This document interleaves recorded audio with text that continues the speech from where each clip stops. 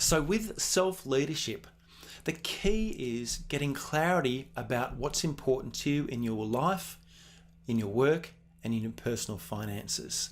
And I think what happens is, if you're not living a life by design, you're living a life to some degree by default.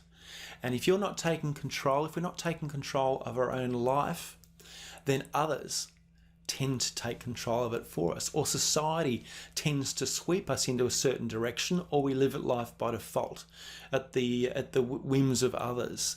And I don't know if this is the case for you, but in many situations I see, parents go, look, darling, all we want you to do is just finish school and then we'll leave you alone. And then once you finish school, then they go, oh, look, actually, all we want you to do is go and get a university degree or some sort of qualifications, and then we'll leave you alone.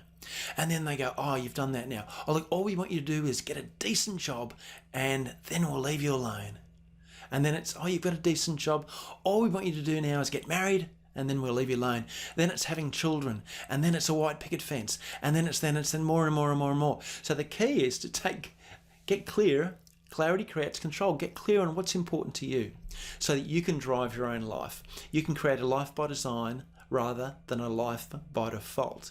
And I like to break our life down into 3 key areas, because fundamentally I think what we've been taught in life is that, finish school and then we go to work is the basic model.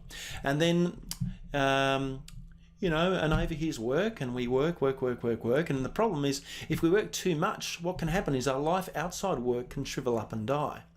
And so therefore, what we find time and time again with many workaholics, if they're working so much, their life outside work, catching up with friends, having hobbies, having interests in life, even investing in relationships, can shrivel up and die. So now they might as well spend all their time over here at work, because that's sometimes where they get their status, recognition and purpose from in life.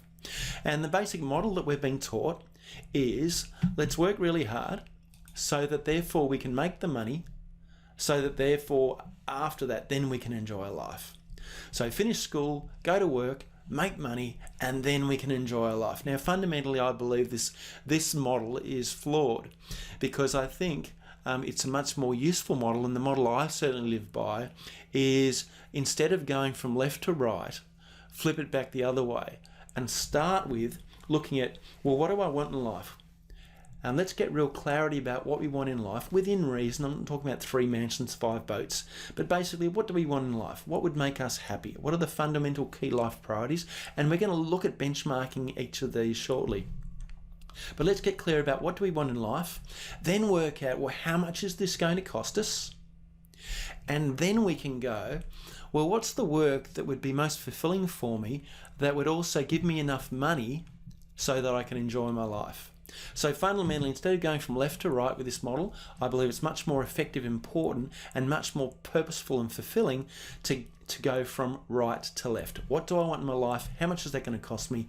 And what sort of work is as fulfilling as I can possibly get that would give me the money so that I could enjoy my life? And I believe that these are the 3 key pillars of what are called self-leadership. These are the 3 key pillars of self-responsibility. And it's very much, if we can get clarity on each of these 3 things, clarity on what do I really want in my life, clarity on how much money do I need to make me reasonably satisfied in life, and clarity on what is the work that's going to make me as fulfilled as I can be within reason.